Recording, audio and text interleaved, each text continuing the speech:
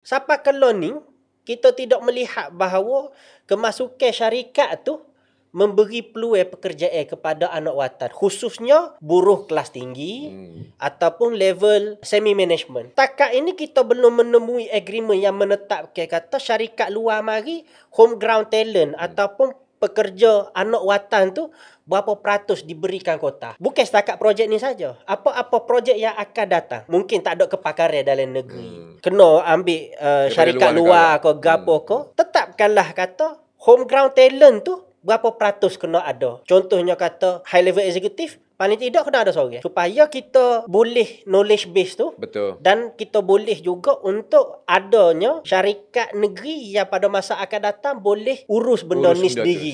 Itu yang pertama. Yang keduanya, semi professional. Buruh kelas tinggi, paling tidak kena ada situ 40%. Kita ada rakyat-rakyat Kelantan yang pakar dari sudut geologis ke gana ke. Dikala kita ada tanah yang mempunyai sumber galian sebanyak ini, apa kita tidak heret mereka ni supaya duduk dalam ni menyumbang untuk negeri dalam masa yang sama, boleh transfer knowledge tu ke anak-anak negeri yang lain.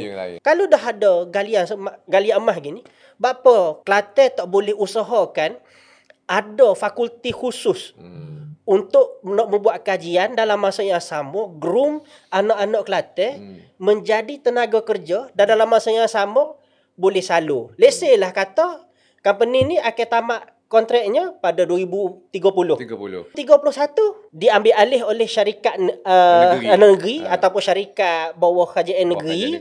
Tapi manpowernya sudah tersedia. Itu yang saya nak melihat dengan kerangka yang lebih besar dari sudut sumbangan pada negeri. Sebab semua orang kecek kata, oh Kelantan tak ada peluang pekerjaan. Still lagi ada anak-anak Kelantan di perantauan yang ada kemahiran, terlibat dengan projek-projek besar, terlibat dengan membuat keputusan-keputusan bernilai juta-juta. Tapi tidak ada peluang untuk nak balik kerja di tanah watan dia sendiri. Bahkan saya melihat kenyataan Timbalan Menteri Besar juga yang kata kedudukan mereka di Lembah Kelang sesuai dengan tempat mereka. Itu tidak sesuai jawab lagu tu.